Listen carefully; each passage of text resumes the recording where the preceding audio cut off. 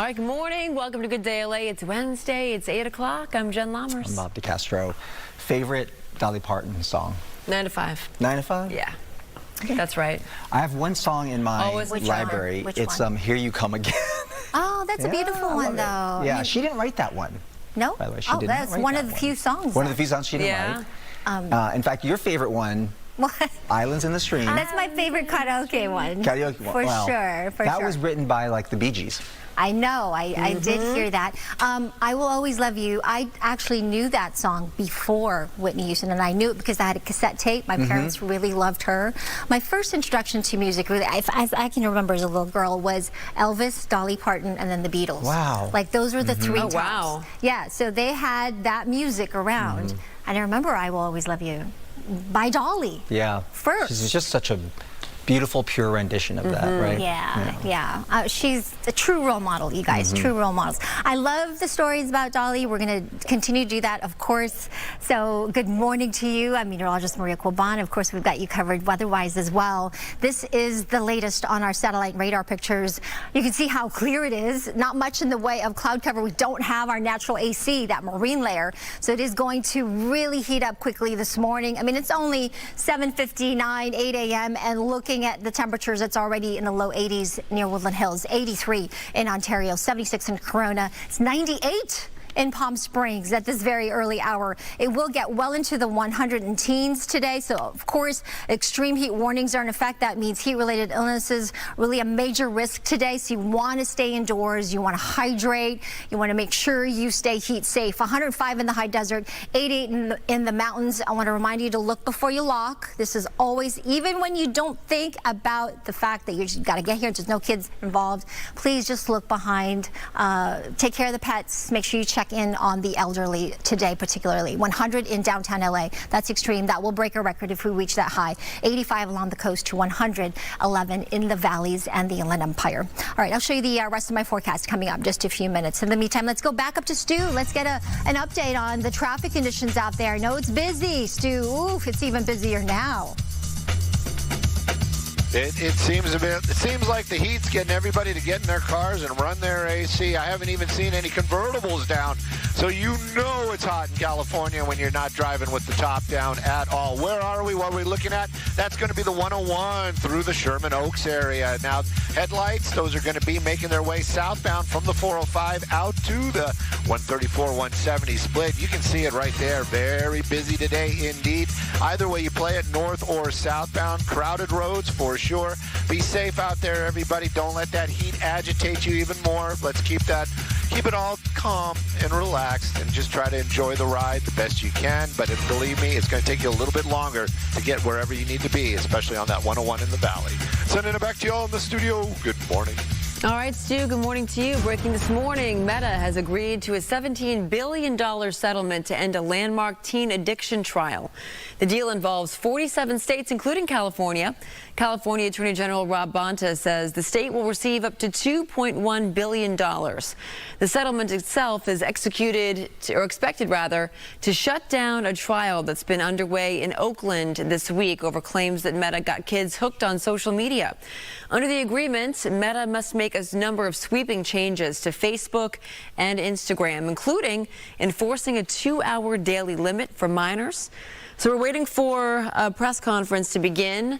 Rob Bonta hosting that press conference, and we'll, of course, bring that to you live when it happens.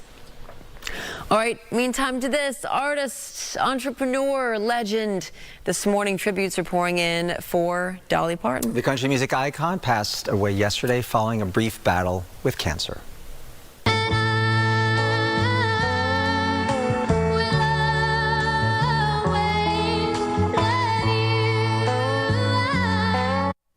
No, I Will Always Love You. That was hers. Just one of thousands of songs Dolly Parton wrote during a 60-year career.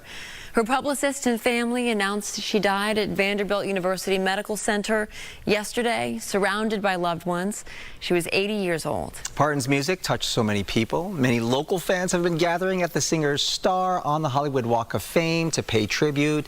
And Mario is there this morning, one of 2 stars there on the Walk of Fame. Mario.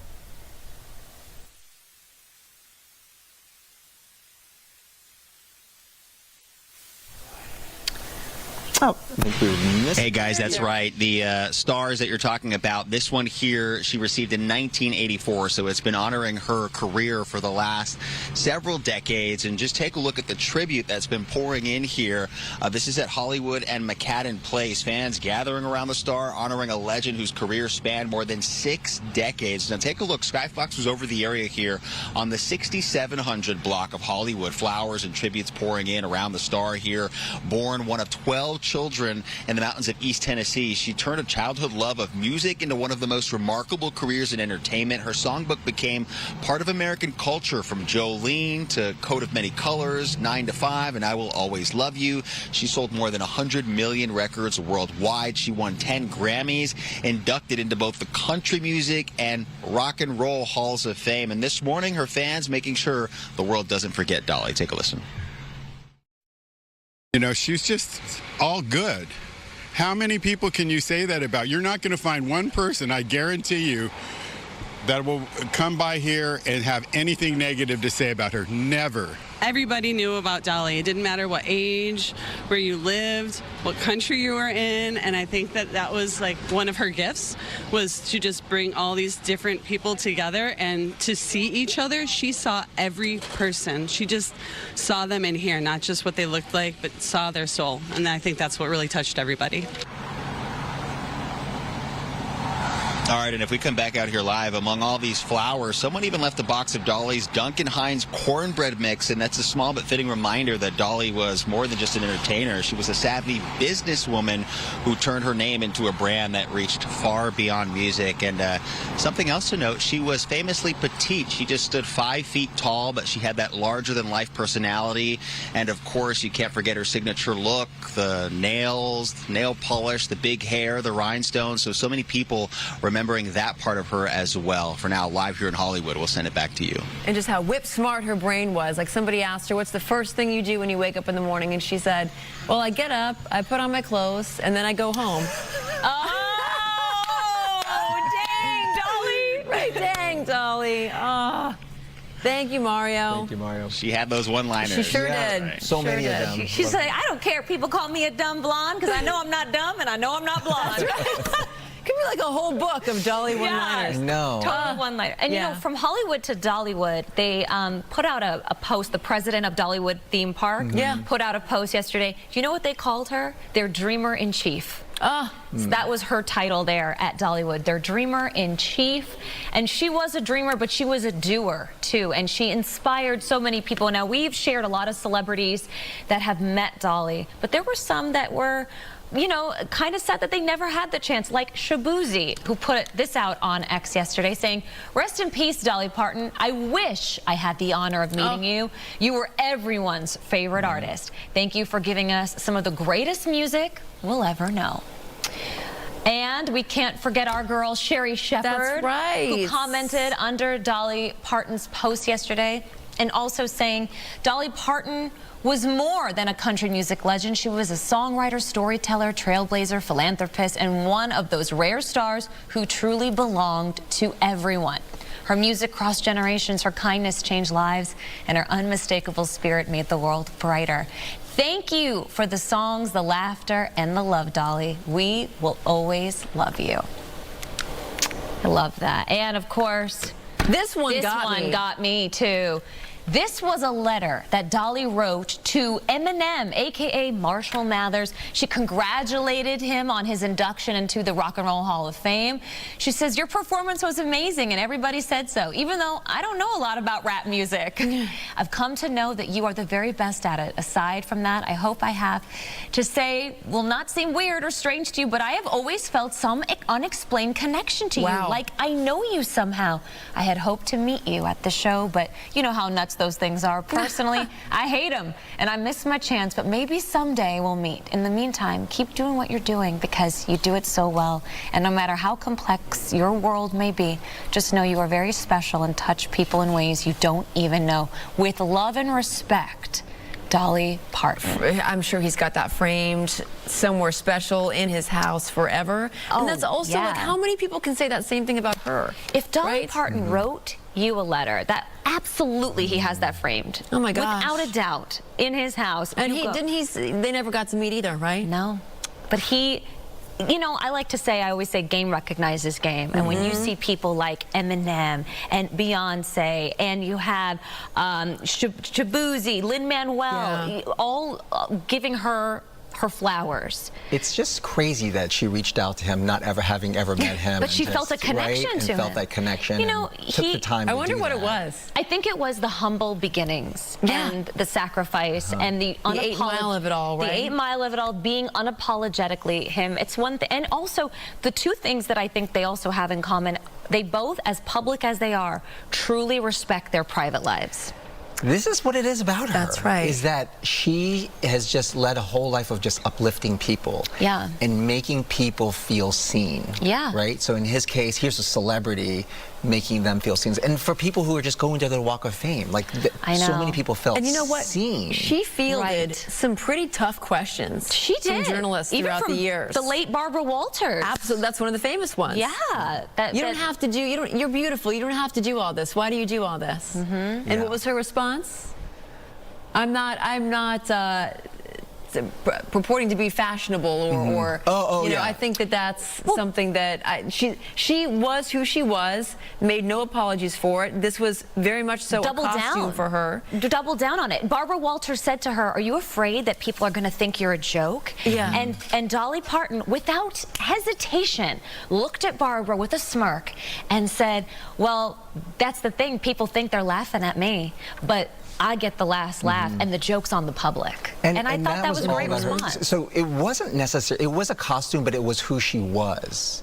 Because she even said, if I wasn't a performer and if I wasn't doing what I'm doing, I would still be dressing the way I'm dressing now. You know, she could be anyone. I know, it was all about the presentation. She never. I think that's why, you with know, the she sequins. resonated. The big hair, the big fringe, boobs. the fringes. I know. She, you know, reps have told Page Six that her funeral will be a very private service with just immediate family members. Well, you wonder, I'm sure she's going to have some sort of memorial service with the public, Memorial, right, maybe something at Dollywood, a celebration of life at Dollywood. Okay. She was, again, very passionate about Dollywood. Her financial advisors told her not to do it. And she went against them because she says, I go with my gut. And after they got Dollywood up and running, she let those financial people go. That's right.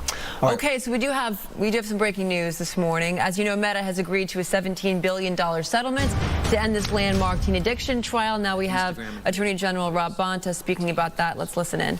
Daily time limits and blocks on nighttime use that can only be lifted by a parent, limits on notifications during school hours and overnight, an end to displaying the number of likes on a teen's post, a ban on plastic surgery filters, enhanced detection and removal of kids under 13 from these platforms, and more. A whole suite of protections to reduce the harm that we know children were suffering from over the last number of years. This is a significant victory for families across the country, for parents, for children, for those who are suffering in silence and those who are suffering in public. This is a major breakthrough, a milestone moment, a watershed moment, because when it comes to protecting our children's mental health, there is no time to lose.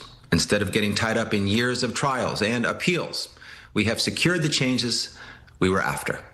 It's also telling that Meta settled midway through Instagram president Adam Mosseri's testimony and before CEO Mark Zuckerberg could take the stand.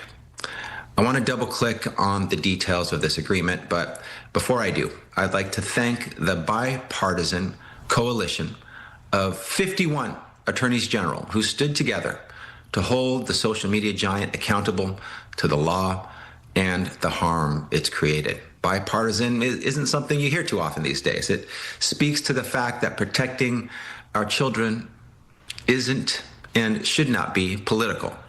It's a priority. It's our duty. It's a North Star for us.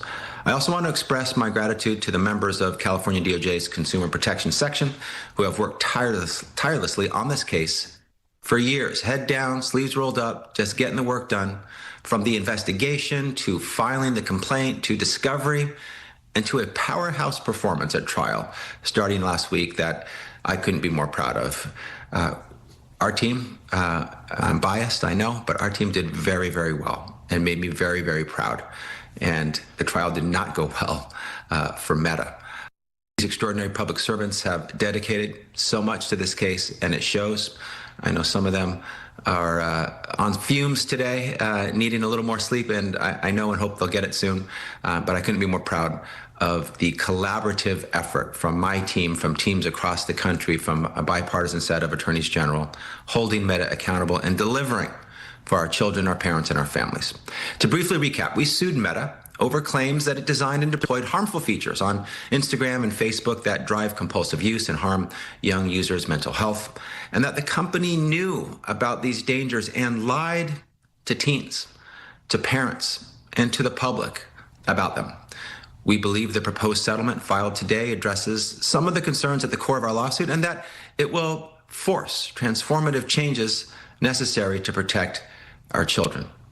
And importantly, these changes will be made within months, no more waiting. For all users under 18, Meta has agreed to set a default daily time limit of 2 hours that will drop to 1 hour if other social media platforms agree to similar terms. Set a default block between midnight and 6 a.m. when our children should be sleeping, not scrolling. Set a default block on notifications between 10 p.m. and 7 a.m. and during the school day, again when our children should be sleeping and studying, not scrolling. The company will create an enhanced mechanism for teens to report potentially harmful content and has agreed to respond to 90% of those reports within 6 hours.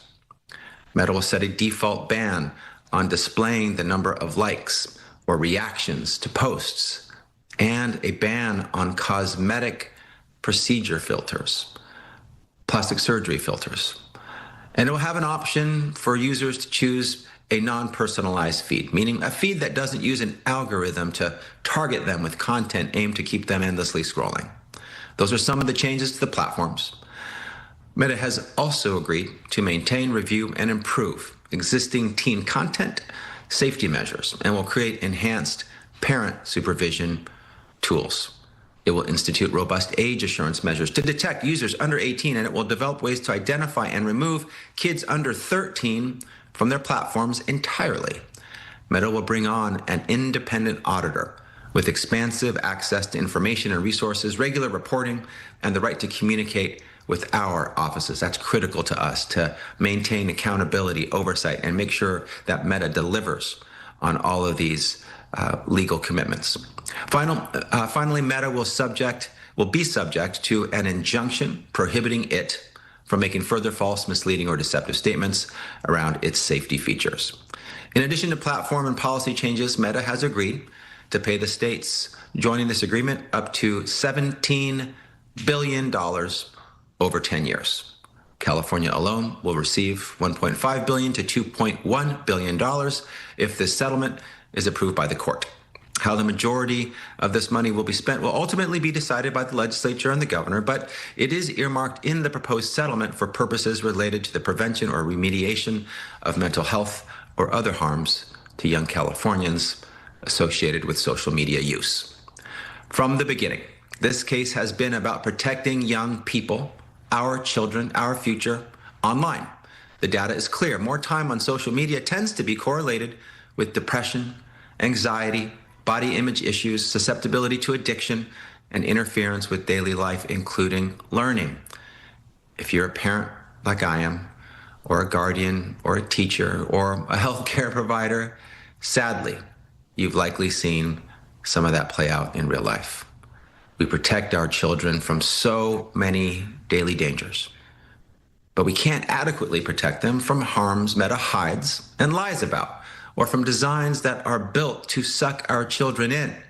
With this settlement, that is changing. In the coming months, our children and teens will be safer on Instagram and on Facebook. As big as Meta is, it doesn't stand alone.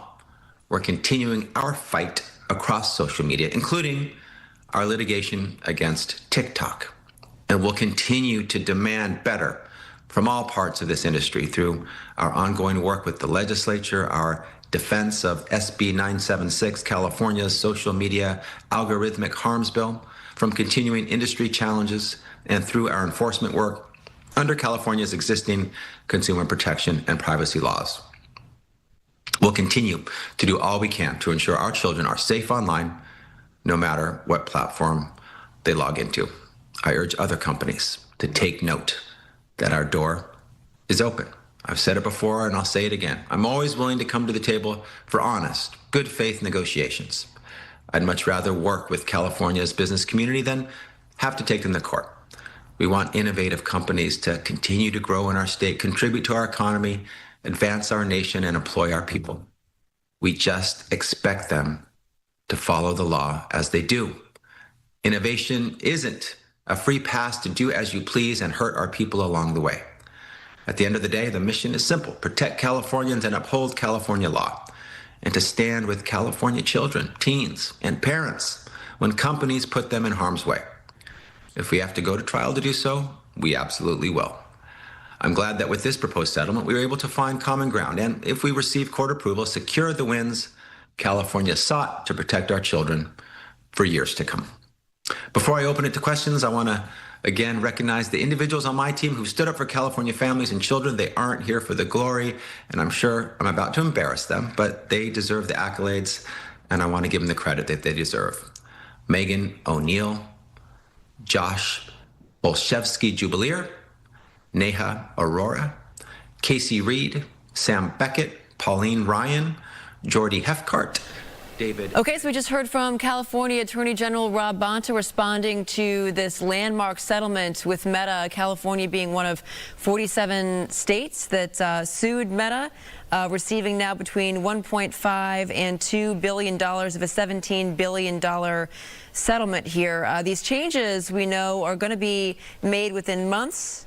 They apply to anybody who's under the age of 18 years old. Specifically, one of the biggest ones would be this 2-hour time limit that teens will now have on these platforms. And if multiple social media platforms agree, then that goes down to 1 hour per day. It's pretty incredible. So under the age of 18, they're only going to limit to 2 hours a day. And there's also some guardrails for time limits and notifications when these kids under the age of 18 can be notified, especially during the nighttime hours between 10 o'clock at night and 7 or 8 o'clock in the morning. They can't receive any notifications from Instagram or Meta. Also during the school day, too, during school hours. And they also have the option for a non-personalized feed, so we know how dangerous and I guess how the algorithm can kind of suck people in and keep their attention for hours and hours on end. It essentially ends this trial between 51 states and 51 attorneys general with Meta in the middle of testimony there with Instagram's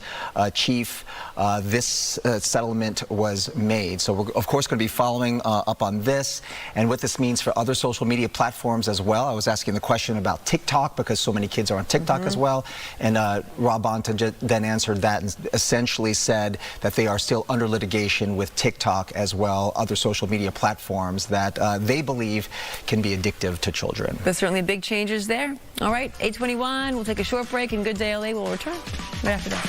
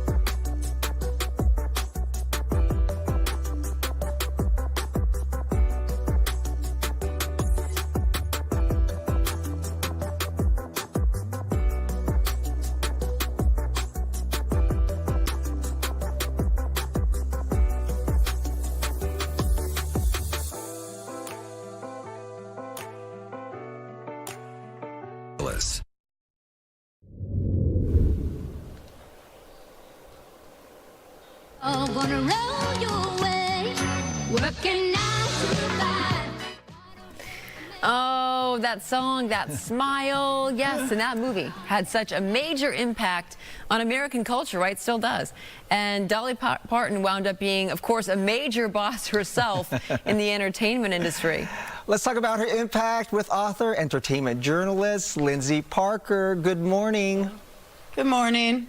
Oh, I see everything's pink in honor of our Dolly. Yeah, look at the shirt, everything. You know, I have to ask you, you know so much about music and the DNA of music itself, but just beyond music, I mean, what does a world without Dolly Parton in it feel like right now? It's still kind of not real. 80, I mean, I know that's a good run, but, you know, a lot of people are not lucky enough to make it to 80, but I honestly thought she'd live forever, or she'd be one of those people who, she'd live to 100. There'd be a big 100th celebration, kind of like Betty White, you know, just someone who's always going to be there. We'd be at the Opry in 20 years celebrating her 100th. A world without Dolly isn't, frankly, a world I want to live in. I mean, I'm not saying that morbidly. It's just like she was always there, whether it was her music, of course, which has also been covered by artists from Beyonce to the White Stripes to Miley Cyrus, songs that became anthems like 9 to 5. That was actually her first acting role ever, by the way, which is crazy because it seems like she was just made for the screen.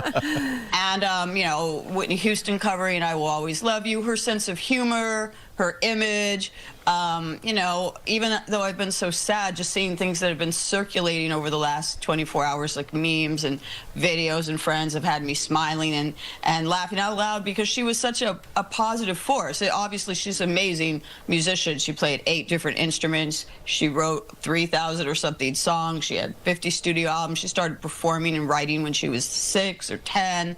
You know, she was a prodigy from the very start. But she also had this humor and lovability. I love the fact that she kind of, you know, she knew her image was ridiculous, but that was by design. That's right.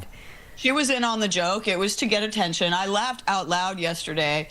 I was watching, someone showed a video of when she was, I believe it was David Letterman, you know, when he used to do the top 10 list. He had her do one. Oh, yeah. I don't know what the other 10 were, but it was a clip where she's like, it was so like good. Dolly's pet peeves. And number 1 was, nobody notices I have a good back end. Didn't say butt.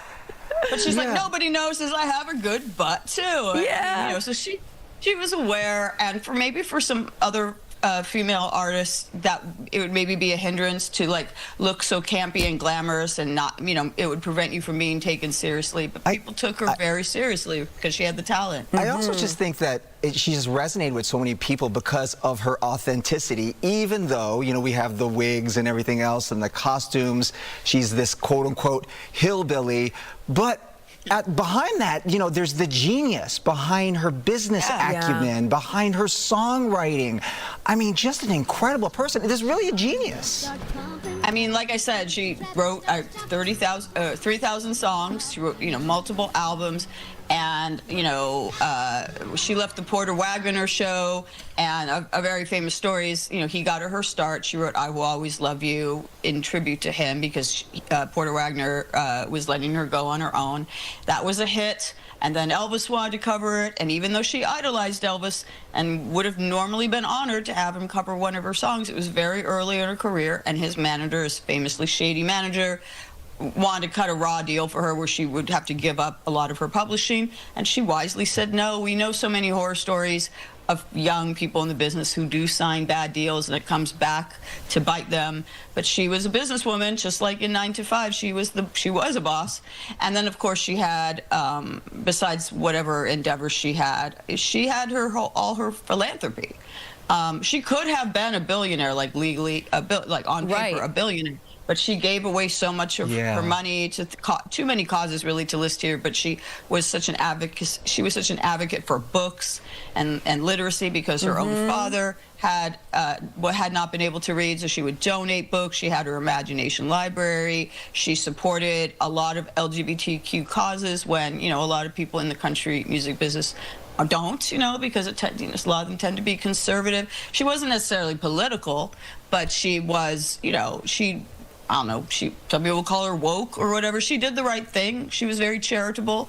I said the other day in another interview I did that what she'd be maybe most reminded for, besides the music or the wigs or the bosom or anything else, is her legacy of kindness and philanthropy. You know, because That's true. there's a lot of other celebrities who have her level of success who did not give, not naming names of course, but who didn't give back the way she did. And she was definitely a prodigy, to go back to the talent and stuff. She was wrote her first song at 6, was performing by 10, was a professional singer-songwriter by 16, and she did not come from any sort of privilege. Like, she came from the opposite of privilege. Right. She came, and she was also proud of that. You know, she would have songs like Coat of Many Colors that would talk about where she came from. She'd call herself a backwoods Barbie. You know, But she and was that, like, again, you know, was the authenticity. she was confident in her talent. I mean, I heard her say before, she's like, she knew she had the talent. And she It always came leaned like into that. effortless for her. And there's a urban legend side as well. I don't know if this is true, but supposedly she wrote arguably her 2 biggest signature songs, "I Will Always Love You" and "Jolene," on the same night. So On the yeah, same night. that's what I've heard. I knew it That's happened wild. at the same time If period. that's but the true, that same is night. wild. Talk about genius, right? Yeah. That is, Right, exactly. That is But really I mean, unbelievable. you know, she grew up in a 2-bedroom cabin, one of 12 kids, in the backwoods, as she's always said. She came from absolutely nothing, and to make herself into not just, I mean, we throw around the word icon a lot for a lot of different people, but for her, it can truly be said that she was an absolute cultural icon. Not everybody is able to do that. Why do you think she was able to do this? I mean, yes, the authenticity and just the sweetness and kindness. Obviously, she had the music to back it up, but, you know, not every musician gets to have the screen career, go duet with Kermit, you know, get to do all the fun things. I actually think her image played a little bit into it. She was self-deprecating. There were all sorts of, like the joke I just made. She used to say, I remember one time someone asked her how long it took for her to get her hair done, and she said, "I don't know, because I'm never there." It was wig. Obviously, it was usually a wig. She would say things like it takes a lot of money to look this cheap. And actually, I did an interview with her where she kept saying she was not a natural beauty. And I, of course, was like, "No, you are," and all your fans would agree that you are. But she was like, "Oh, no, I see what I look like before you do. Trust me, I have to work at this." But so, you know, the fact that she was it's almost like what Sabrina Carpenter does. I mean, both very attractive women, but like kind of taking the glamour almost to a drag queen campy level, and playing around with that. And maybe in the beginning of her career, it might have given an impression that she was a gimmick or whatever, but it made people pay attention. I don't think she did anything by accident. You know, the only person who probably saw her without those lashes and the long nails, and that was her husband, Carl Dean. And now it's just kind of nice to know they're back together again. Lindsay, and that's another sign of authenticity, because they met before she was even before she was famous, and were married for 60 years. In it for all the right reasons. We always appreciate your insight, Lindsay Parker, entertainment journalist. Yes, thank you so much. Thank you. Thanks for having me. Be right back.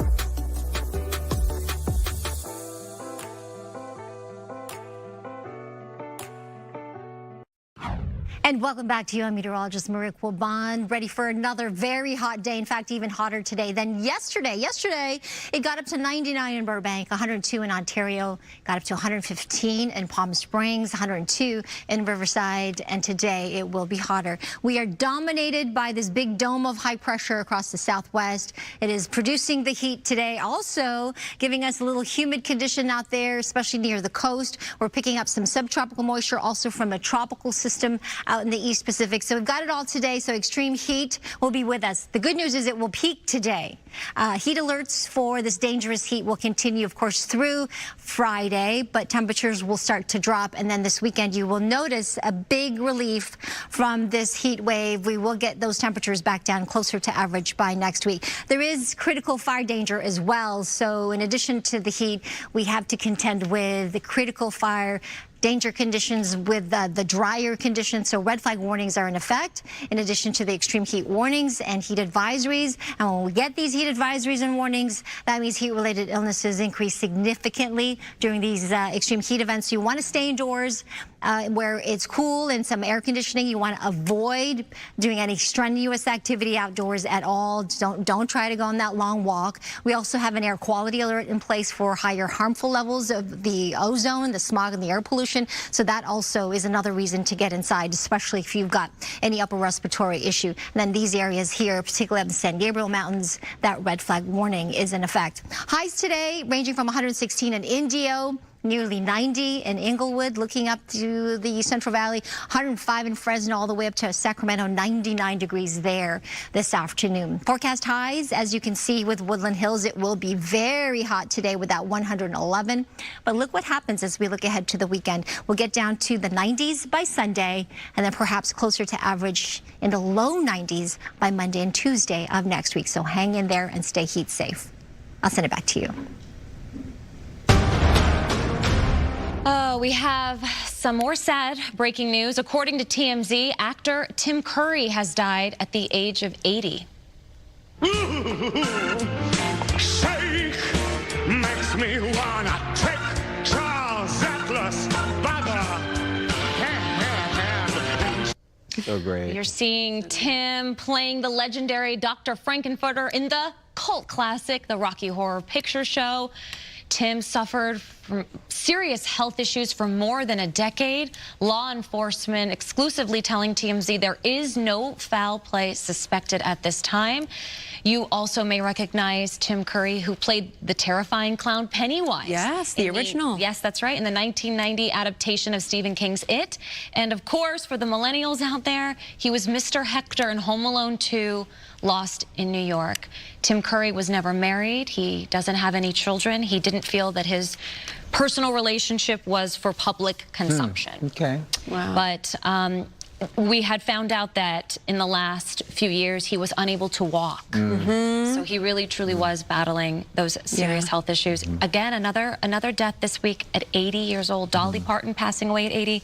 Tim Curry now passing away at 80. It's still a really rough week. Young, very rough week. The Rocky Horror Picture Show, 1975. I remember seeing it for the first time. At midnight? Yeah. Did you see it at midnight?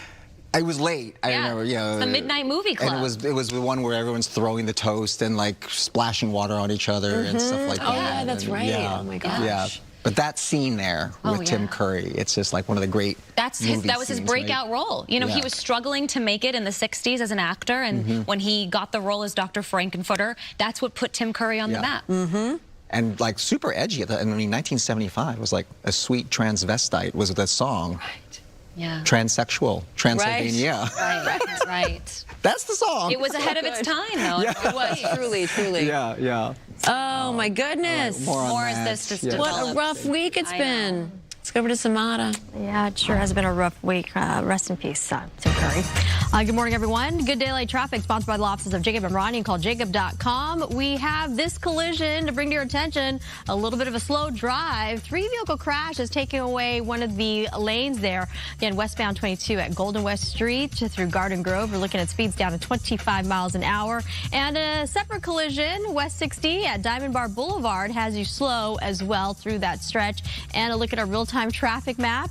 55 long minutes from downtown to get to the west side, 42 minutes northbound 110 from 405 coming inbound, and almost an hour leaving Diamond Bar to come inbound. Here's a live Caltrans camera look, both directions of the 71, looking great at this hour. Here's a look at some other traffic hotspots. Oh, there's a pink truck. So I do hot yoga every day. After the accident, my lower back was so stiff I couldn't move, and I called Jacob. They treated me like a king. I did not have to deal with anything. If you're in an accident, call Jacob. Call Jacob.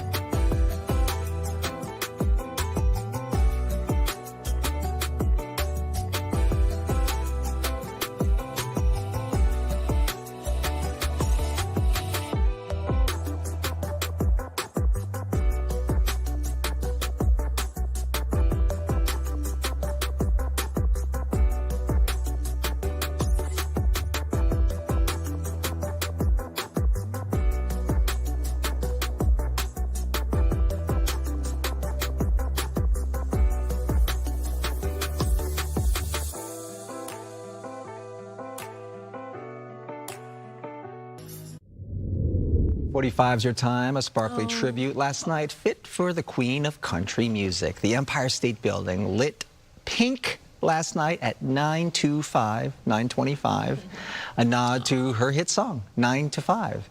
Dolly was known for her love of pink, but she said white was her favorite color because it made her feel light and airy. You know, her legacy went far beyond music. Brooke is here with a look at her. She was best known for being a philanthropist in addition to her music.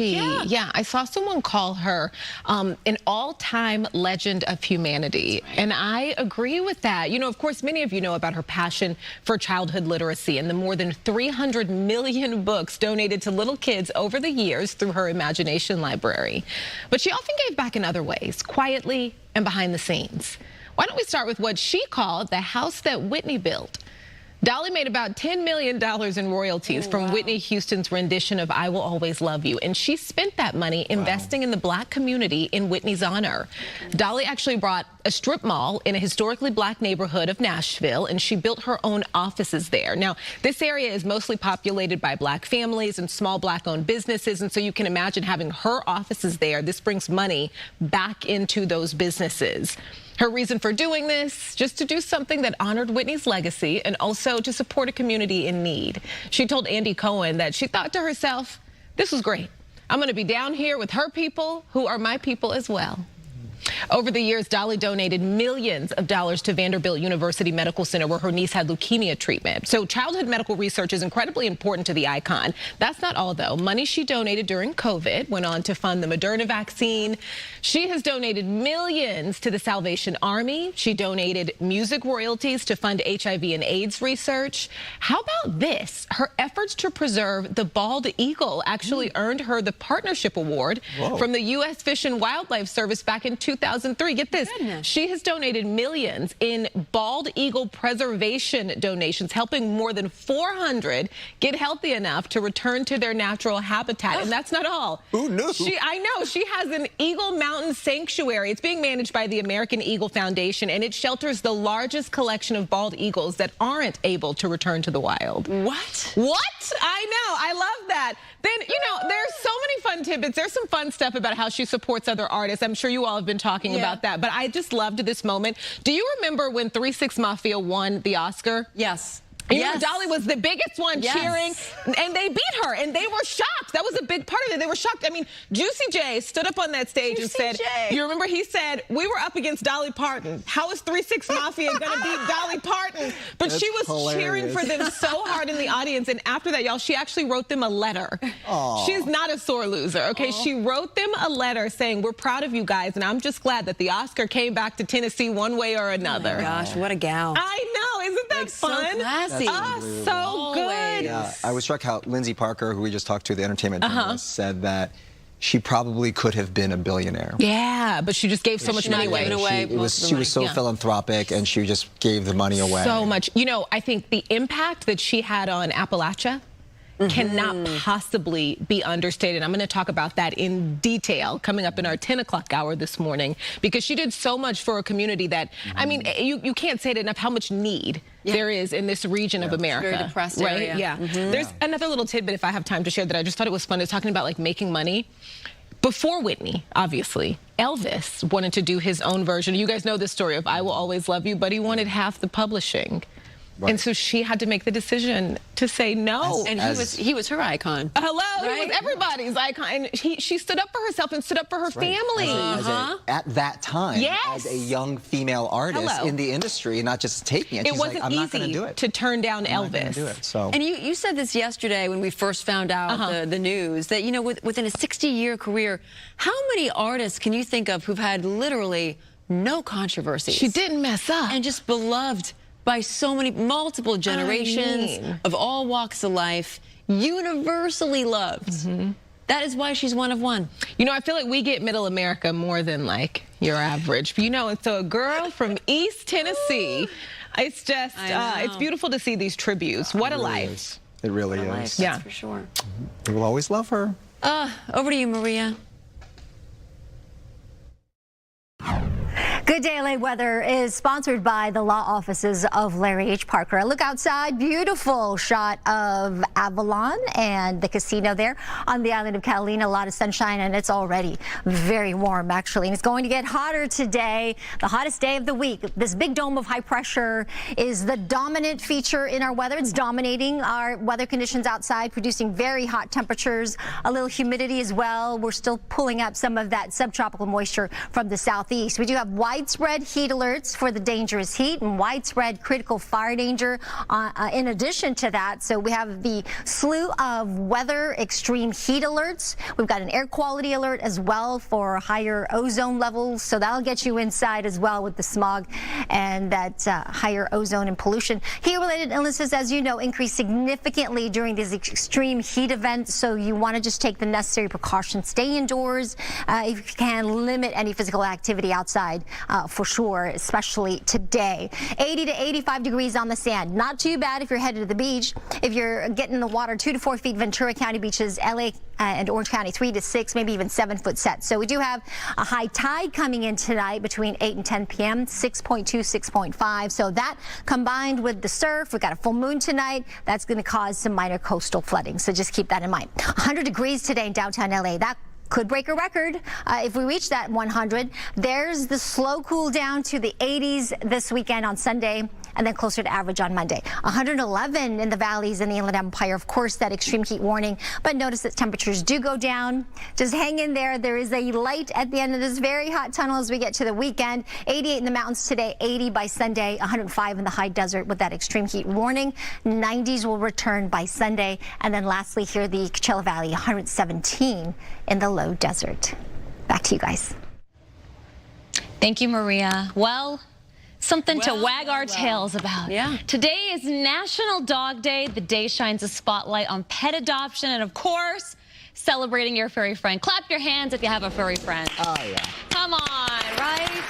Joining us now to talk about National Dog Day is Agnes Sybil with LA Animal Services.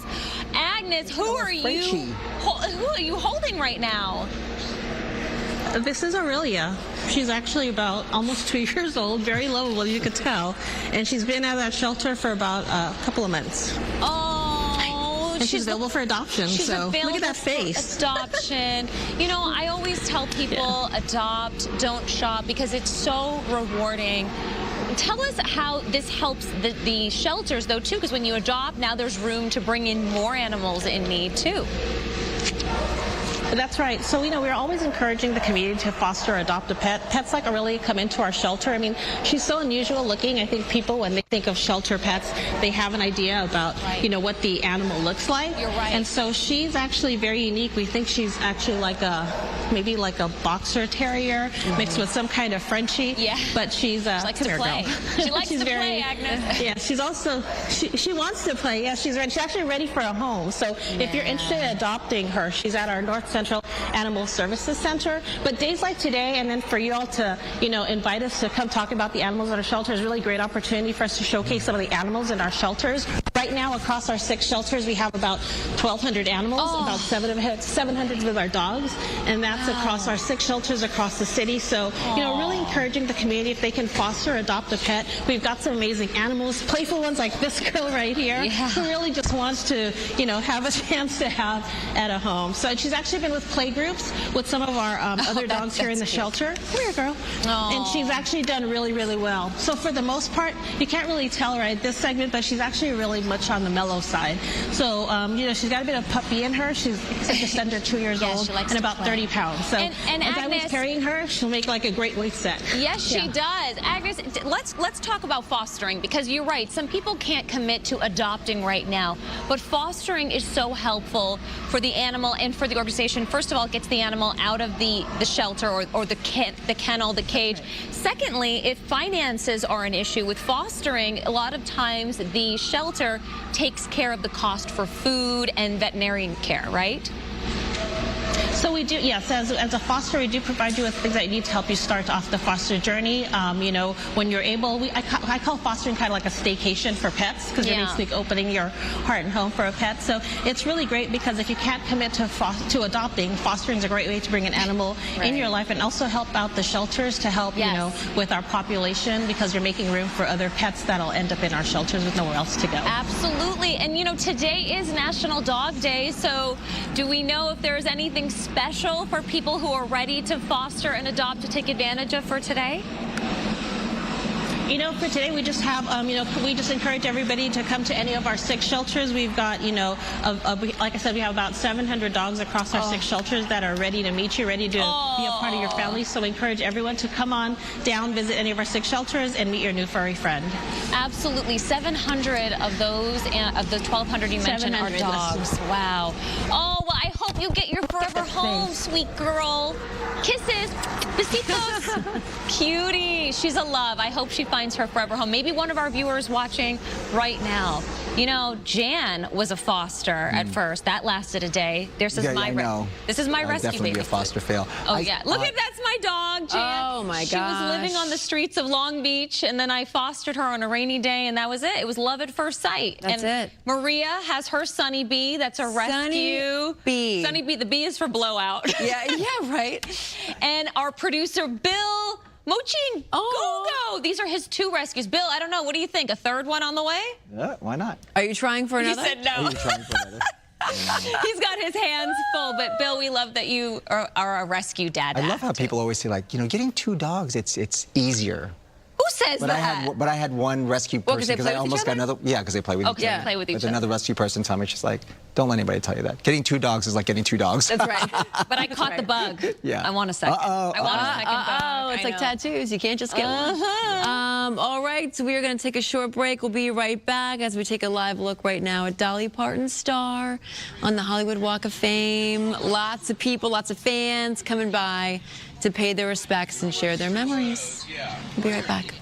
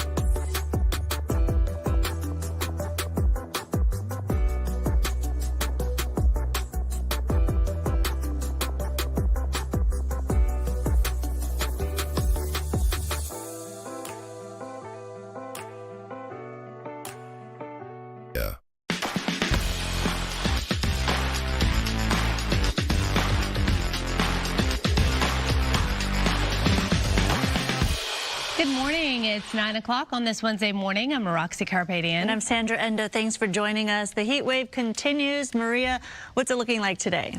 Well, today looks like it will be the hottest, definitely, of the week. In fact, temperatures are going to be even hotter than yesterday.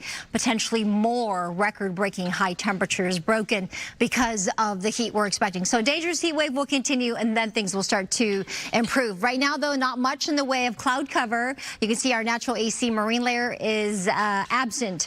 We have a little bit of that subtropical activity here on the bottom of your screen. That's the monsoons, and we are still tapping into some of that. So a little bit humid out there in some areas. 84 for downtown LA currently. It is in the 90s already in the valley, like Woodland Hills. Oh, it just ticked up. Did you see that? To 93 at this very moment. 102 already in Palm Springs, to that 71 degrees in Big Bear. And it will be the low desert with even hotter temperatures than yesterday. 117 expected there. So of course those extreme heat warnings continue, and it includes portions of the high desert, the mountains, also with higher fire danger. So red flag warnings are in effect. Please be careful with any fire ignition source. We have critical fire weather conditions definitely today. 111 in the valleys and the Inland Empire, 100 for downtown. That could break a record if we reach that 185 along the coast. I'll talk more about the relief we're expecting and when coming up in my complete forecast. In the meantime, I'll send it back to you. Breaking news this morning, Meta has agreed to a $17 billion settlement to end a landmark teen addiction trial. The deal involves 47 states, including California. The settlement is expected to shut down a trial that's been underway in Oakland this week over claims that Meta got kids hooked on social media.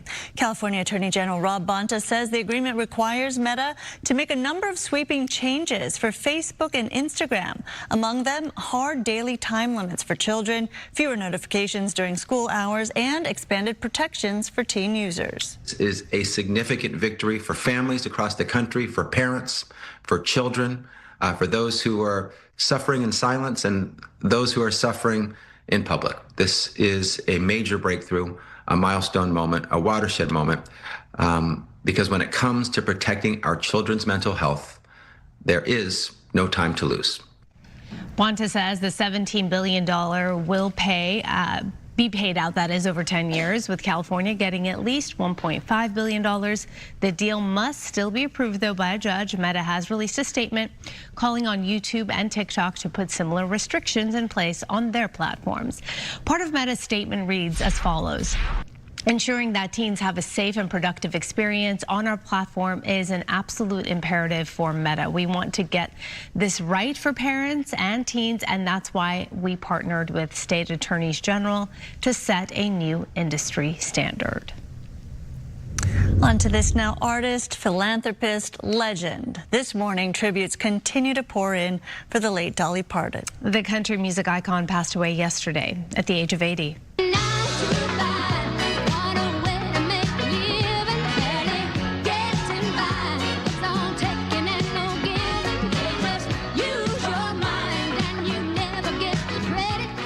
Who can forget that song, 9 to 5, just one of the thousands of songs Dolly Parton wrote during a 60-year career. Her publicist and family announced she died at Vanderbilt University Medical Center yesterday, following a brief battle with cancer.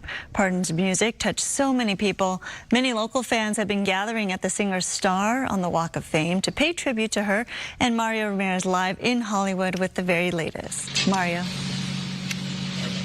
Yeah, that's right. Her career spanning 6 decades. And for the last few hours, we've had a steady flow of fans here paying their respects at the Star near Hollywood Boulevard and McAdam Place. And just look at what's been left behind here. Lots of flowers, candles, personal notes. This is a star that she received more than 4 decades ago, June of 1984, honoring her recording career. Now take a look. Skyfox over the area here on the 6700 block as fans started learning about the news. Those personal messages surrounding the star as fans mourn the loss of a true American icon. She died at 80 years old after a brief battle with cancer. A singer, songwriter, actress, businesswoman, and philanthropist who rose from poverty in the mountains of East Tennessee to become one of the most recognizable entertainers in the world. And she left us classics like Jolene, 9 to 5, I Will Always Love You, along with movies, Dollywood, 10 Grammy wins, and her philanthropy may be one of her greatest legacies. She gave millions to education, disaster relief, medical research, and she created Imagination Library that has put hundreds of millions of free books into the hands of children around the world. And we've been hearing from fans all morning. Take a listen to what some had to say. Jolene, Jolene, Jolene. She rocked being low income. She never what people think. She tried her hardest to go out there and say, no, this is why it matters. I am with my family. If Dolly doesn't go to heaven, then none of us have a chance. Because, I mean, she put her money where her mouth was. She did the work. We're not just missing somebody who we see in a concert stage or we hear on the radio. We're losing somebody really, really special, the fabric of our lives. It didn't matter what you were a human, and we were taught that God loves us. And that's what she spread every day. Yeah, you heard someone there describing her as a really, really special person, quite an understatement, and she leaves behind so many memories for people. Alicia, you're talking with your friend here on FaceTime from Bristol, in the UK, sharing memories. What do you remember about Dolly?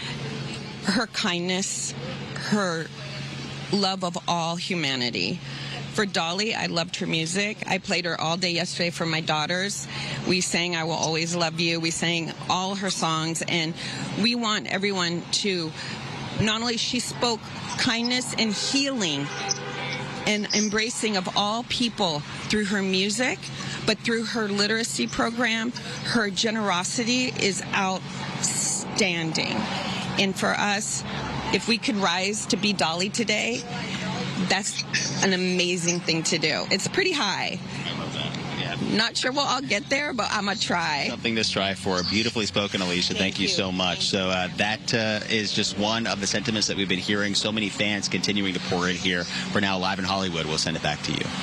All right, Mario, thank you. Beautiful tributes from fans out there and also celebrities honoring the country music star as well. It's hard to keep track of everything. I'm keeping track of all the celebrities paying homage to her, but I'm also keeping track of Dolly's one-liner, so I'd like to share a couple with you. Oh, those are the best. Okay. I never quit trying, and I never tried quitting. I like that one. And also, I was one of the first women to burn my bras. It took the fire department 4 days to put it out. Her humor. Her humor. So funny. Next level. And the thing about Dolly is when people thought that, you were laughing at her, she said, nope. I have the last laugh. Right. She's not the joke. She gets the last laugh. And of course, seeing all these celebrity tributes, not just from the music industry. I mean, the gladiator himself, Russell Crowe, giving tribute to Dolly, saying there's only ever going to be one Dolly Parton. What a soul she carried. I mean, pretty awesome. Seeing Russell Crowe weigh in too. And then, I always like to say that it's his gladiator. But are you not entertained, right? And then Game recognizes Game with Celine Dion celebrating Dolly Parton, saying, Dolly, you were pure light. With a kind heart and a generous spirit, we will now be missing one of the most joyful voices this world has ever known. Thank you for the music, the laughter, and the love you gave us all. We will always love you. Rest in peace, Dolly. And of course, Taylor Swift was not only influenced musically by Dolly, she was influenced as a fellow philanthropist. And she just donated $2 million to Dolly Parton's Imagination Library. And Dolly thanked her with this cute video. This is Dolly, and I was just told that you two are making a donation of $2 million to my Imagination Library. Thank you, thank you, thank you. I'm blown away and overjoyed with that gratitude. Now, it's evident that you two have made giving back a key part of your lives, so, hey, when you have your firstborn, can I have it? Because that is going to be one special baby. The mission of the Dollywood Foundation is to dream more, care more, learn more, and be more. And thank you again for your very generous gift. And we'll continue that mission, even in bigger ways now with your money. So thank you, and know that I will always love you. Mwah. Her most successful songs. So this was a recent. It was recent. Okay, so weeks ago. Really, okay. So you're looking at this now, and you're like, wait. Of course, and she looks good. She sounds good. Her spirits are high. But this just also reminds everyone that sometimes you don't look as sick as you might feel, and that you really are. You never know what someone's going through. Well, the fact that she got dressed, although she was always dressed and had makeup on, in my opinion, but regardless, that she took the effort to put this video together to thank them, even though perhaps she wasn't feeling 100%, also says a lot. It says a major amount. Yeah. Taylor saying that Dolly spent her time on this earth and the countless lives she changed for the better. Her legacy will be an everlasting one. She was truly the gift that kept on giving. Dolly gave us someone to look up to while encouraging us to be who we are as individuals. Somehow she was able to give us her lessons about the world gently and honestly. Simultaneously and oftentimes hilariously, she managed to give the world the ultimate mystery and fantasy in some corners of her life, but to give full transparency in the ways that counted. Yeah. And what I think is very special is that Dolly did not have children, but children were near and dear to her heart. And she changed the lives of so many families, and she created this imagination library for her in honor of her father because he could not read or write. Yeah, he was just a sharecropper. He was a Tennessee. sharecropper with a lot of kids. He actually paid the doctor that delivered Dolly with a bag of oatmeal. But you know what? There was she never went to bed hungry. There were plenty of nights where she said she could have eaten more food, but she never forgot where she came from and who helped her along the way. And her being the ultimate philanthropist, I think, will be something that will always be her legacy. Besides her music, besides 9 to 5 and Steel Magnolias, besides winning 130 awards for her music, 11 of which are Grammys, I think giving back meant the most to her. Well, because it has a lasting legacy. It leaves behind all the people's lives she's touched, and the foundation will carry on and go on. And so for generations to come, people will benefit from what she did. And not only will they remember her music, her talent, her singing, but how big her heart is and her character, which she showed through her work. And again, her one-liners, so they're so That's good. part of it. I'll share another one with you before I say goodbye. She goes, I don't care if people call me a dumb blonde. I know I'm not dumb, and I know I'm not a blonde. So good. You know, I think the other thing is she never forgot where she came from and wasn't embarrassed by it. Embraced it even. Yeah, she openly talked about it. There's the clip yesterday, right? We all saw that was being shared where she was on the Conan show. And she talks about like eating squirrel and they talk about eating possum. And she's, you know, you would think someone would be like, oh my gosh, I'm not going to talk about this. She just talked about, like she was so proud. Yeah, she's the appellation of our eye. You know? And she will live on for that. Yeah, very real. That's for sure. For sure. Yep. She was a gift to all, and yeah, I think you said it maybe, Amanda, but the pearly gates of heaven now all rhinestoned out. All rhinestoned out. And you know, Maria, speaking of that, they want to lay her to rest on plush cotton. That was her wish because she spent lots of her life wearing heavy rhinestones, and she told her family she just wants to rest in plush cotton. Nice. To be comfortable. To be comfortable. For once, right? Yeah, exactly. Well, more of Dolly, I'm sure. All these new stories, I love it. I love hearing the new things that I haven't heard before. Good morning to you. In the meantime, I got you covered traffic-wise, weather-wise as well. But let's talk about traffic. Good Day LA Traffic is brought to you by DTLA Law Group and Accident and Injury Attorneys. We're going to zoom into one of our live traffic cameras here. If you're planning to get up onto the 57 freeway at Temple Avenue, it does look good on both sides of the 57 freeway here. As we look at our drive times coming in and out of downtown LA, particularly on that 10 freeway, it is slow. Westbound 10 between the 5 to the 405 going towards Santa Monica, 57 minutes right now. On that North 110 between the 405 to the 10, 29 minutes, not too bad. But on that West 60 between the 57 to the 5, you know school is back in session. Look at that, almost an hour there. Here's a look at some of the other traffic hotspots.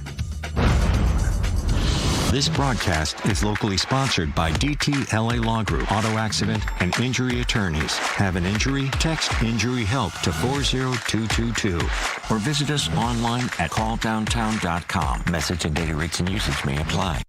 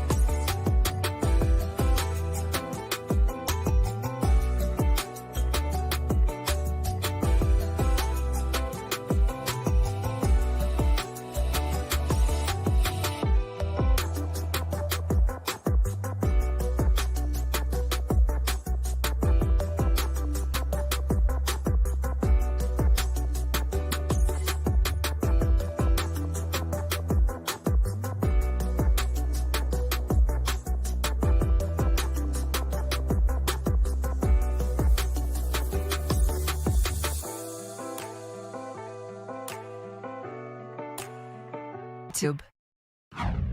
And welcome back to you. I'm meteorologist Maria Quaban. Good Day LA weather is sponsored by Pechanga Resort Casino. Here's a live look outside. This is Manhattan Beach. Doesn't that look just so inviting, refreshing?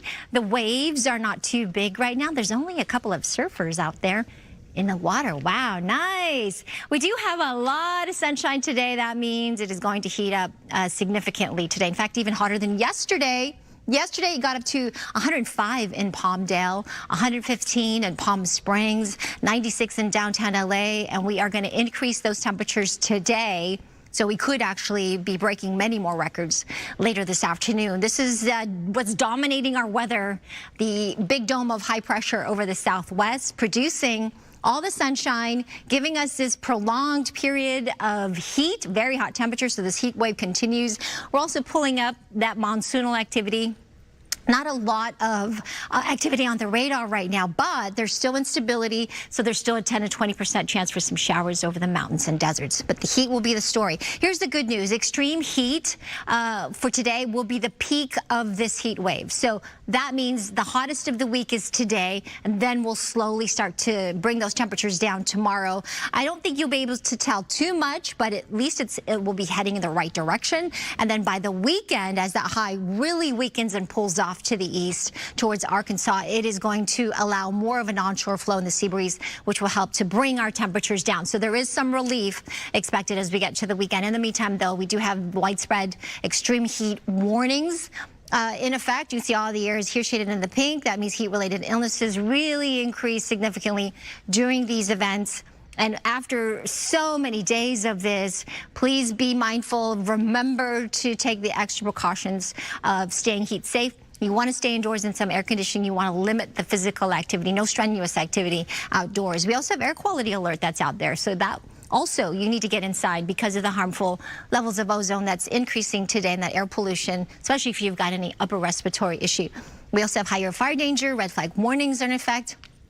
Be extra careful with any fire ignition sources and just stay alert. If you see something, say something. If you see a little smoke or any of that, just report it immediately to fire authorities. We do have an excessive heat risk for the valleys in the IE that's way high. Extreme today. So again, that is why I'm telling you about taking precautions like hydrating, drinking lots of water, especially if you have to be outdoors. Then that lowers a little bit as we get into the next several days, but it's still pretty high, as you can see here. So you need to just keep doing these things to stay heat safe. Today, 116 in Indio, 90 in Inglewood, so even hotter than yesterday. If you're headed to Lake Havasu, 116, it's going to be really hot in Woodland Hills today with that 111 degrees. We're going to go down a little bit, as you can see, to Friday, but I don't think you'll really notice until this weekend, and significantly on Sunday with that 97. That'll feel good, and even better on Monday with that 92 degrees. Stay with us because we have much more right after this quick break.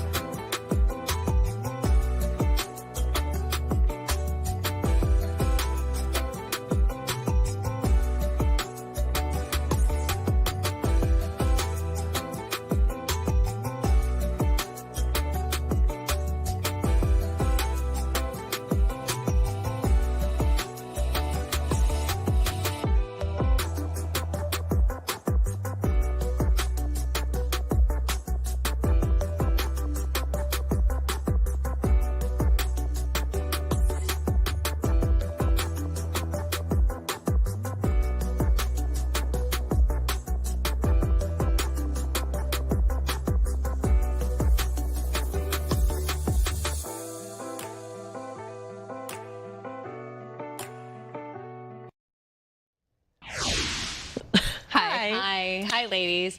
So Is it okay if I tell you to do entertainment? Yeah, tell me what to do. I love that. Please do entertainment. Can you please? You got it. Entertain us, I've please. got you. Are you not? What's the movie? Are you not? Don't say it. Are you not entertained? You already said it earlier. I know. That's why I'm saying. With Russell Crowe. Right. Gladiator. Yes. Oh my gosh. Who helped you? Nobody. I had to. Okinasai. Wake up. That means wake up. Okay, well, glad that you have woken up and you're here with us watching this morning. Entertainment sponsored by Yamava Resort and Casino. We're getting to our poll that's inspired by Breaking Bad because September 7th is Breaking Bad Day because that was Walter White's birthday in the pilot episode of the show in 2008. And Prime Pizza in LA, the different locations, are going to have a special Heisenberg pizza box. Oh, cool. To celebrate Breaking Bad Day. So that's why we're asking you which region reigns supreme for pizza. East Coast. 41% say the East Coast. West Coast came in second place. Yeah. You can go to foxla.com/vote to let us know what you think. We have some comments. Juan in Menifee says, Chi-Town, deep dish is bomb.com. Illuminati's. Oh, yeah. And Travis in San Bernardino says, I don't care what anyone says. Pineapple goes on pizza. One of my favorite spots for pizza is here in San Bernardino called All-Star Pizza. Joseph Fullerton, a true pizza is from Italy. Hey, Giuseppe. I love it. And we have one more, maybe? No, I think this is that's it. Yeah. Oh, no. We have Tanya from San Bernardino also. I'm Cali born, but East Coast has the best pizza. My kids and I are planning to go to Europe, and we will let you know after we compare.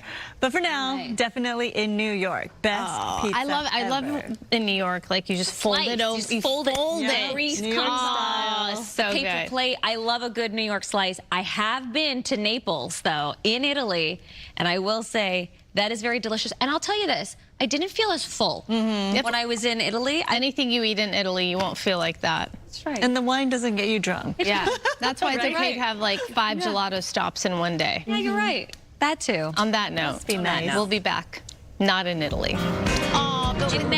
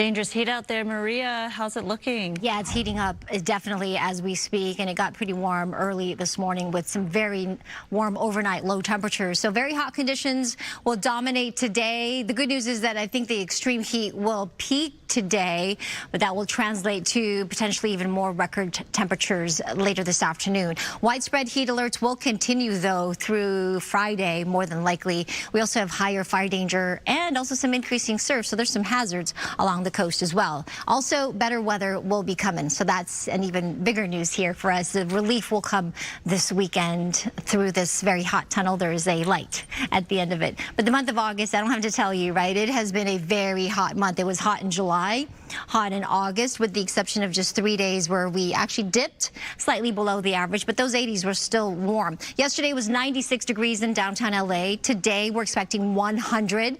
That is well above normal and also above the old record of 98 degrees. So we'll see if we actually reach or exceed that 98 and break today's record high.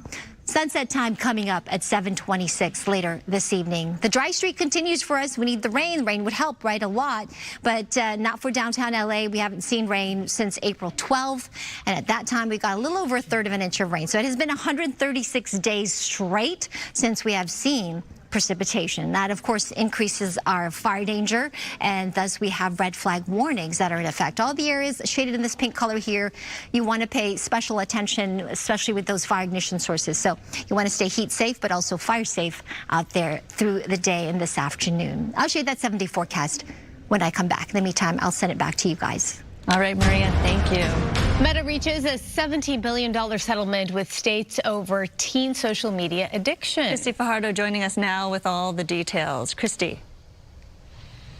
Yeah, good morning. The $17 billion will be distributed across the 50 states and the District of Columbia. That, according to State Attorney General of California, Rob Bonta. He says the money will be used to mitigate harm that the social media platforms have caused to children. Some parents groups, though, believe the settlement does not go far enough. They would like to see an outright ban on social media use for users under 16. But this is what the settlement does do. Take a look. Meta has agreed to do the following for users under the age of 18. Set a 2-hour default daily time limit that only parents can lift. Default nighttime block between midnight and 6 a.m.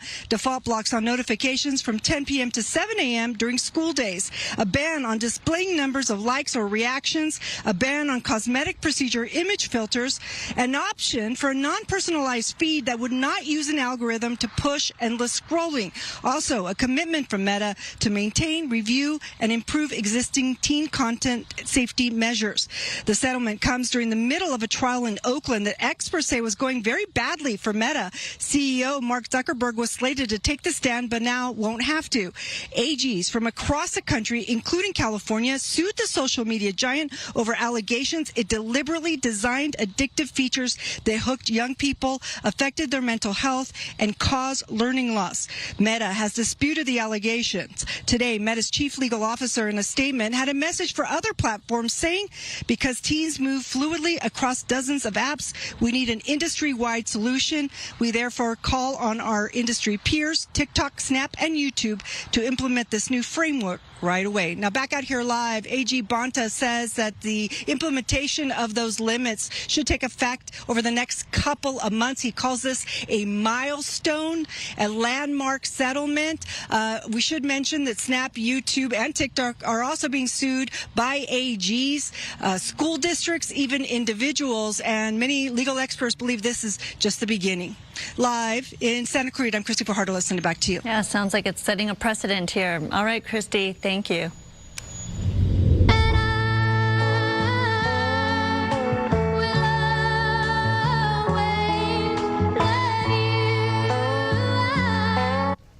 Tributes continue to pour in for Dolly Parton. The country music icon passed away yesterday following a brief battle with cancer. Her publicist and family announcing she died at Vanderbilt University Medical Center yesterday, surrounded by loved ones. She was 80 years old. Her music touched so many people. Many local fans have been gathering at her star right there on the Hollywood Walk of Fame to pay tribute. And Mario Ramirez is in Hollywood with more on that. Mario. Hi, Sandra, Roxy. You know, throughout the morning we've been talking about how her career and really everything she did spanned generations. I have Erica and Yvonne, right? Mother and daughter here. I was going to say sisters, but talk to me about, you know, Dolly's life. What does this mean to both of you? Her earliest influence for me, I grew up as a Whitney Houston fan, and my favorite song, I Will Always Love You, was written by Dolly, and I used to sing it all the time. And just hearing the different ways that she influenced different artists that had a huge impact in my life is a really big deal for me. Yeah, and so many iconic songs, Jolene, 9 to 5, and then you had all the movies. Steel Magnolias is one of my favorites, and 89, yours as well. So I imagine that she grew up with you listening and watching some of the movies. Oh, yeah. I would show it on TV for her to watch because of her music, and yeah, she was a singer. Talking about Steel Magnolias this morning. Yeah. Yeah, I still quote it. Drink your juice, Shelby. Yeah. Yeah. What do you think to see this amount of support and the tribute that's been pouring in here? To me, it's important because of what she represented. Her faith, just her faith in the Lord, and she was very iconic. Her character, her giving spirit, it was just great. She's a legacy and a wonderful, just a wonderful person. Yeah. Any songs that you'll be playing to remember or anything you'll be doing in honor of Dolly here? Definitely Jolene.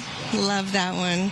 And I Will Always Love You. It's very fitting. And many people wrote that in their tributes to her. Yeah. Yeah, I love that. And it's been interesting to read some of the notes here. And I know you all came to the Star this morning. You said you wanted to come yesterday, but you were worried that it was a little too busy. And I think you came at a good time. So thank you for talking to us. I appreciate it. The tributes continue to pour in. And as we were saying earlier, no matter what your age is, everyone knew who Dolly Parton was or had some sort of memory, heard her songs playing over the years, maybe watched one of her movies. For now, live in Hollywood, we'll send it back to you. Wow, Mario, such an outpouring of love and support for the late singer, obviously. But how far are people traveling to actually come there and pay their respects at the Star? Well, those two ladies actually from Pomona, and they said that they traveled here just to see the Star. Earlier, I talked to a few ladies who just landed here yesterday from Tennessee. Oh. So they definitely wanted to come check out the tributes pouring in. They have a personal connection with Dolly in Tennessee, of course, her hometown in Nashville. So I think a lot of people, as they're in town for vacation maybe, might be changing their plans to come pay their respects here in Hollywood. And, you know, we know that she had been dealing with some health issues, but how much did she share publicly with what she was actually going through? Because I say this also because recently, just days ago, she was talking about how she was feeling okay, and there's video that she shared about Taylor Swift. She looks so put together, so it is deceiving. Yeah, and I think Amanda was talking about this earlier. I think the reason why so many people are shocked is because she looked so well when she did speak, even just a few days ago. It didn't look like, you know, where we are now that we would be seeing what happened. But, of course, we know that she had been having some health challenges over the last year. Last fall, she had to cancel some appearances, and she didn't quite say exactly what the health issue was, but we knew she was going through something, and it wasn't until she passed that the family, a representative, came out and said that she had been battling cancer. So that information is new, but we knew she had been struggling for the last year. It's just so, it feels not unreal, right? Yeah. It just doesn't someone hit me yet. Of her magnitude, you feel like they should live on and on. And you know, her legacy will, so will her music, that's for sure. Thank you so much, Mario. Absolutely. And the outpouring of love for Dolly Parton is being expressed today in so many ways around the world. So take a look at this. That happened this morning outside Buckingham Palace.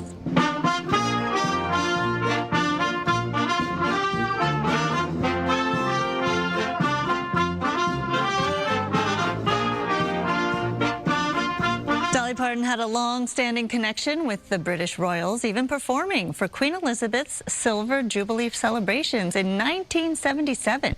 The royals posted this video on their Instagram with the caption, "Remembering the late, great Dolly Parton, who brought joy, comfort, and inspiration to many.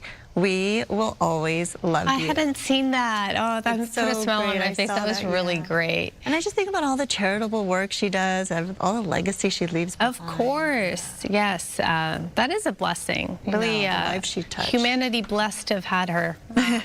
Really, right. Truly. Now to this special offer from Great Wolf Lodge in Garden Grove. One that'll help local kids in need of school supplies. So this is great news. Coco's there to tell us all about it. Hi there, Coco. Hey there, we are here at Great Wolf Lodge in Anaheim, and this is an amazing place to come. Your kids will love it, but what's also great is there's a really cool initiative that Great Wolf Lodge has right now. I'm here with Joseph now, who's the manager of Kids Entertainment, and you're holding a backpack, so tell us about this give back. So we're having our Great Wolf Backpack Give Back. It's an event where if you bring in a brand new backpack with some school supplies, you get 2 free water park passes for the day for a future visit. It's up to 2 backpacks per family, and you must be an adult with a valid ID in order to get the tickets. Nice. And talk about who it's going to go towards. Boys and Girls Club, right? Yes, so we partner with Boys and Girls Club, and it's happening across the country. So every Great Wolf Lodge is participating today and tomorrow from 10 to 2. Nice. And tell us about Great Wolf Lodge and all that it has to offer. We can see how big the facility is from the outside here. Yeah, we have our indoor water park where it's always 84 degrees. We have our Magi Quest, our laser trail. We just opened our brand new Howler's Peak ropes course, and the hotel just went through a $55 million renovation that's still in progress. All 600 rooms have been completely renovated. Wow. And talk about why it was important for Great Wolf Lodge to do this initiative.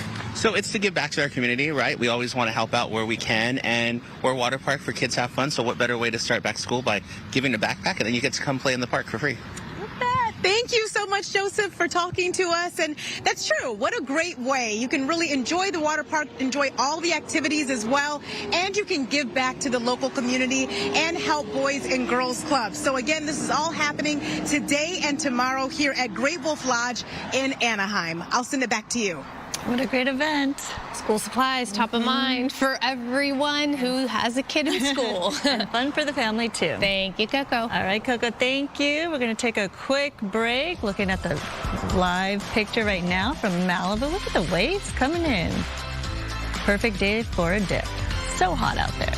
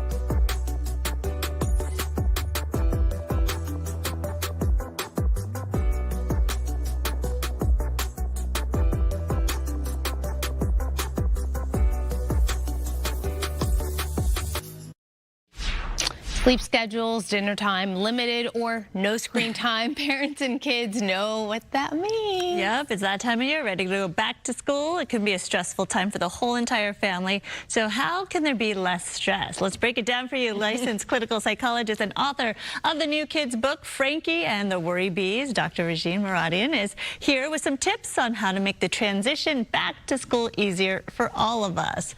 Oh gosh, let us know the tips, because this is a big one, right? It's always a struggle.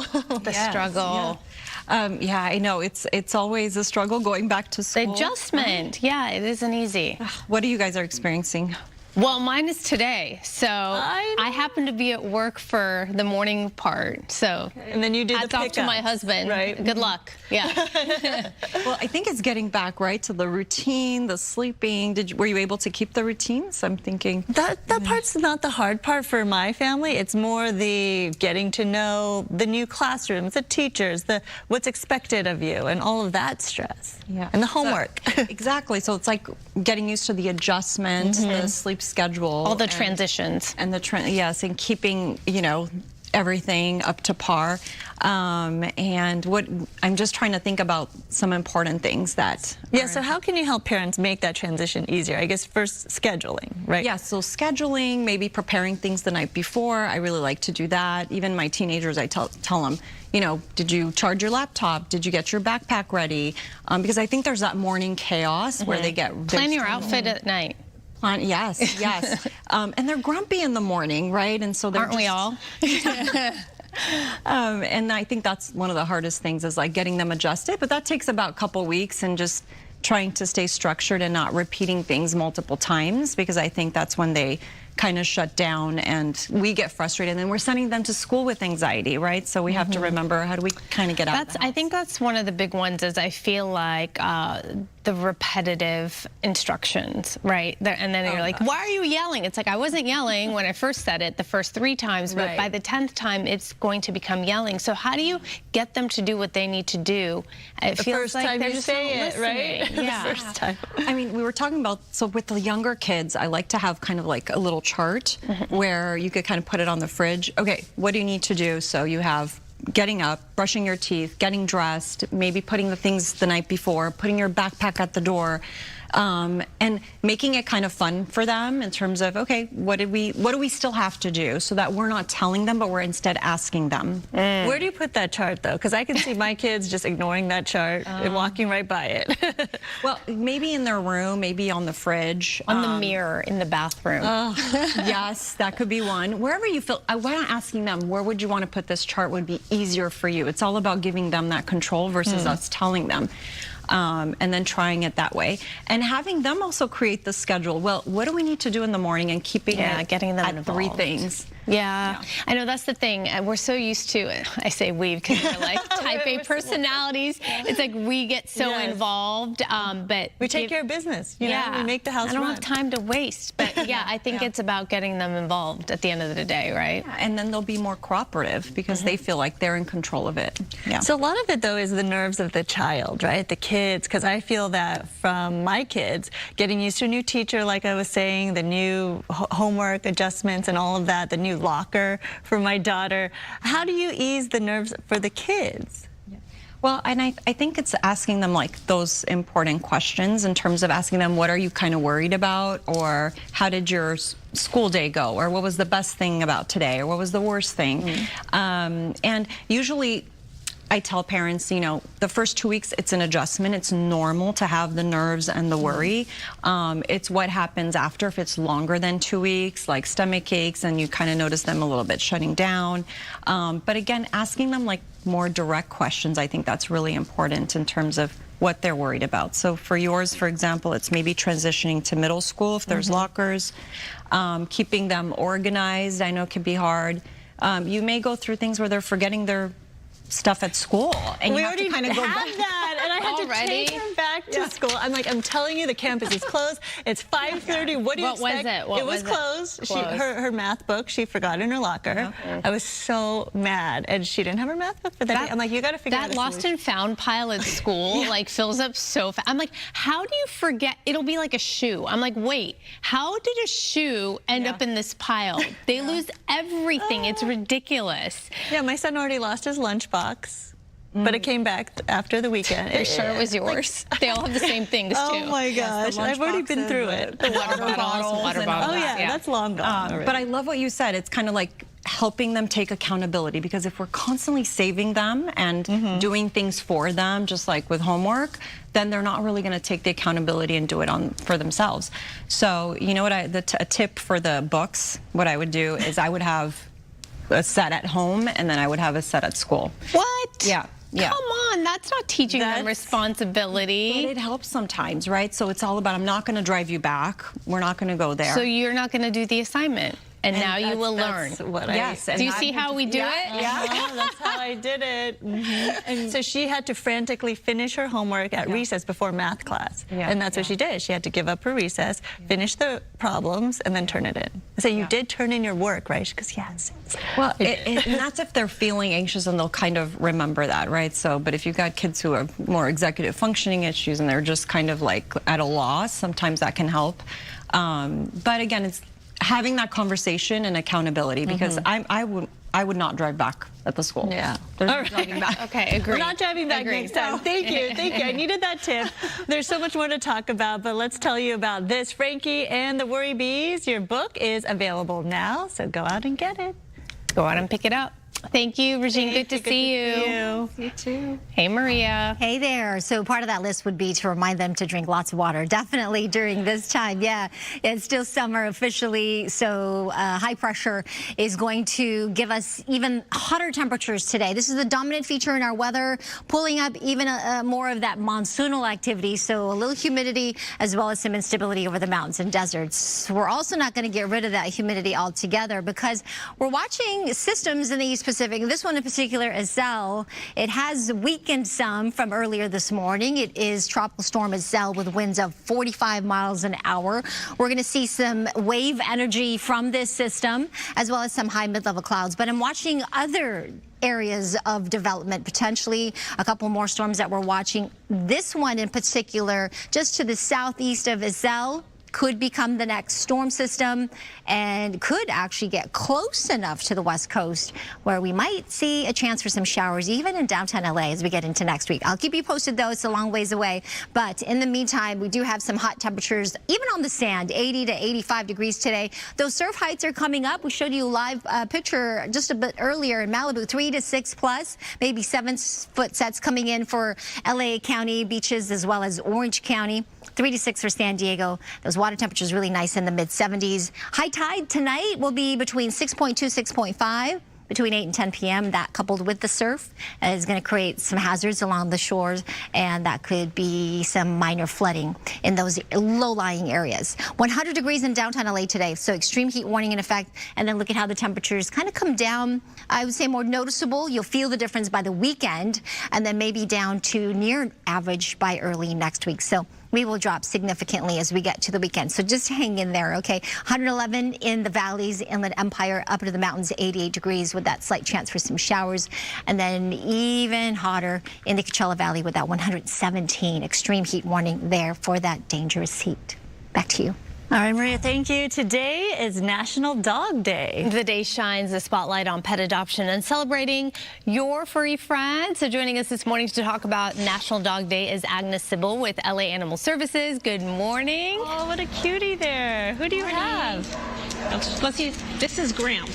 So Gramps is one of our super seniors. I think he's very distracted right now. There he is. Look at those eyes. Oh, beautiful. Oh, boy.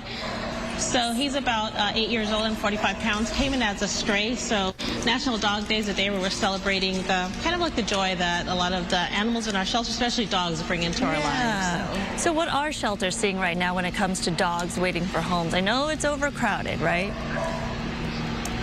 So right now what we're really doing is, really encouraging, getting the word out there to really encourage people through our social media, advertising a lot of the dogs, or promoting a lot of the dogs that we have that are available to be foster adopted. Because many times a lot of these dogs have actually come in from a home. I mean, you could tell, like, a lot of times they know what it's like to, to be social, to get pets. I know Gramps have actually been part of the play groups that happen in our play yards. So he's gotten along well with the other dogs, but, he's really just looking for an opportunity to be able to have that home setting again. So really looking at, viewers, anybody who sees him on our social media, to really come by our shelter to meet him so that he can find a home. And what should people consider before adopting? I mean, this is a big change and a big responsibility. It is. I mean, you have to, obviously, it's one of those things you think about, right? Because they're living things. You need to be able to make sure that you have time to walk them, exercise them, and feed them. I think you were talking about children earlier. I mean, it's really like having a furry child at home, because you need to be able to train them, like crate train them, so that they'll know what it's like to, be able to use the bathroom, so they're not using the bathroom in your home. And with a lot of these dogs, we're able to do that. And what's great, too, is when you adopt from LA Animal Services, we have an organization that we work with, Paws for Life Canine, who actually will help. They offer free dog training classes for dogs that are adopted. Yes, like you, from our shelters. Yeah. That's great. Well, I hope he finds a home. Yeah. I know. Adorable. Yeah. Thank you for the work that you do. Obviously, a good reminder for people to make sure that you weigh all the options first, right? And know you can take care of a little fur baby. Thank you so much on this National Dog Day. Sure. We'll be right back. Thank you.